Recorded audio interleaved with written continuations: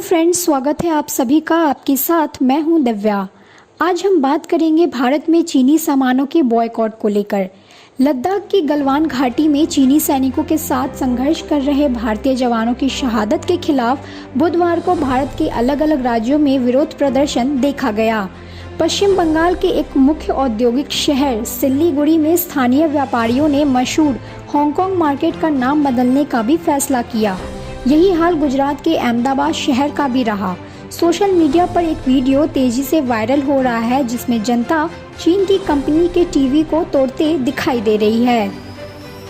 दिल्ली में confederation of all India traders ने भारतीय सामान हमारा अभिमान के नाम से नया कैंपेन लॉन्च किया है। इसके साथ ही फिल्मी सितारों से अपील की गई है कि वो चीनी सामान का विज्ञापन न करें। समाचार एजेंसी रॉयटर्स के अनुसार चीनी मोबाइल कंपनी ओप्पो ने बुधवार को भारत में ऑनलाइन लॉन्चिंग कार्यक्रम रद्द कर दिया है। लेकिन सवाल ये उठता है कि क्या चीनी सामान को बाय बाय कहना संभव है?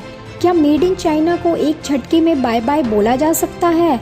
इसको जानने के लिए ये समझना जरूरी है कि चीन भारत को क्या बेचता है और चीन भारत से क्या खरीदता है। चीन भारत को जो चीजें बेचता है वो है मशीनरी, टेलीकॉम उपकरण, बिजली से जुड़े उपकरण, ऑर्गेनिक केमिकल्स यानी जैविक रसायन और खाद। भारत के रसोई घर, बेडरूम, एयर कंडीशनिंग मशीन्स की शक्ल में मोबाइल फोन और डिजिटल वैलेट के रूप में चीन कहीं न कहीं किसी न किसी रूप में मौजूद है। कुछ नया मिले, कुछ सस्ता मिले और बहुत सुंदर मिल जाए। जब हर ग्राहक की मांग ये होती है तो व्यापारी के पास चीनी सामान के अलावा दूसरा विकल्प नहीं होता है। इसीलिए चाहे वो दिल्ली का सदर बाजार हो या पश्चिम बंगाल के सिल्लीगुड़ी का हांगकांग मार्केट, सभी चीनी से सटे पड़े होते हैं।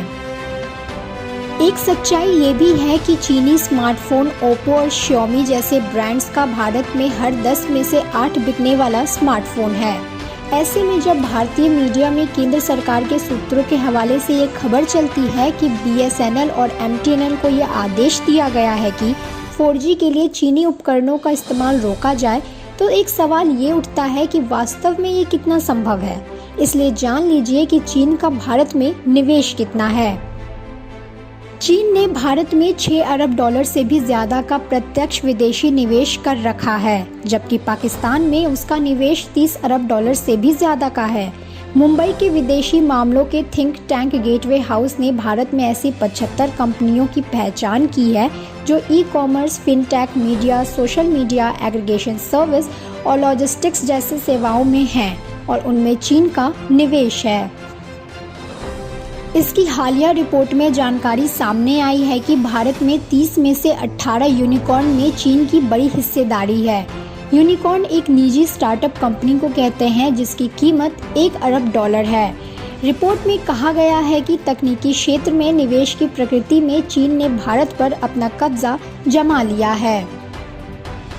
उदाहरण के लिए देखें तो बाइटडांस टिकटॉक की मूल कंपनी है जो चीन की है और यह यूट्यूब के मुकाबले भारत में काफ़ी लोकप्रिय है।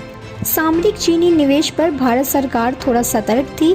हाल ही में उसने अपनी नई प्रत्यक्ष विदेशी निवेश नीति यानी FDI को यह कहकर टाल दिया कि भारत के साथ ज़मीनी सीमा से जुड़े देशों के सभी निवेशों को निवेश से पहले मंजूरी की आवश्यकता होगी।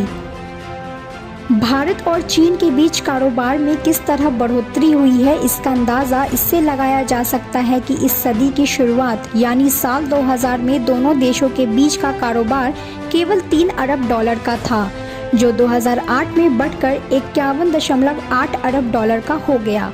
इस तरह सामान के मामले में चीन अमेरिका की जगह लेकर भारत का सबसे बड़ा व्यापारिक साझेदार बन गया। 2018 में दोनों देशों के बीच कारोबारी रिश्ते नई ऊंचाइयों पर पहुंच गए और दोनों के बीच 95.54 अरब डॉलर का व्यापार हुआ। कारोबार बढ़ रहा है, इसका मतलब ये नहीं है कि फायदा दोनों को बराबर का हो रहा है। भारतीय विदेश मंत्रालय के वेबसाइट के मुताबिक 2018 में भारत चीन के बीच 95.54 अरब डॉलर का कारोबार हुआ, लेकिन इसमें भारत ने जो सामान निर्यात किया उसकी कीमत 18.84 अरब डॉलर थी। इसका मतलब है कि चीन ने भारत से कम सामान खरीदा और उसे 4 गुने से भी ज़्यादा सामान बेचा। ऐसे में इस कारोबार में चीन को फायदा अधिक हुआ। भारत चीन को मुख्य रूप से जो चीजें बेचता है वो है कॉटन यानी कपास, कॉपर यानी तांबा, हीरा और अन्य प्राकृतिक रत्न, दवाइयाँ, IT सेवाएं, इंजीनियरिंग सेवाएं। इसके अलावा चावल, चीनी, कई तरह के फल और सब्जियां, मांस उत्पाद, सूती धागा और कपड़ा भी भारत बेचता है। यहाँ एक और बात जो ध्यान देने वाली है वो ये है कि कई सामान जो हम दूसरे देशों को बेचते हैं उनके लिए कच्चा माल भी हम चीन से ही खरीदते हैं, जैसे दवाइयाँ। लेकिन ये भी सच है कि चीन और भारत के व्यापार में संतुलन की कमी है। भारत को अगर किसी देश के साथ सबसे ज्यादा कारोबारी घाटा हो रहा है तो वो है चीन, यानी भारत चीन से सामान ज्यादा खरीद रहा है और उसके मुकाबले बेच बहुत कम रहा है। 2018 में भारत को चीन के साथ 57.86 अरब डॉलर का व्यापारिक घाटा हुआ। साफ है कि चीनी सामान को बाय बाय करने के पहले भारत को उनके दूसरे सस्ते विकल्प तलाशने पड़ेंगे। अभी के लिए बस इतना ही। नमस्कार।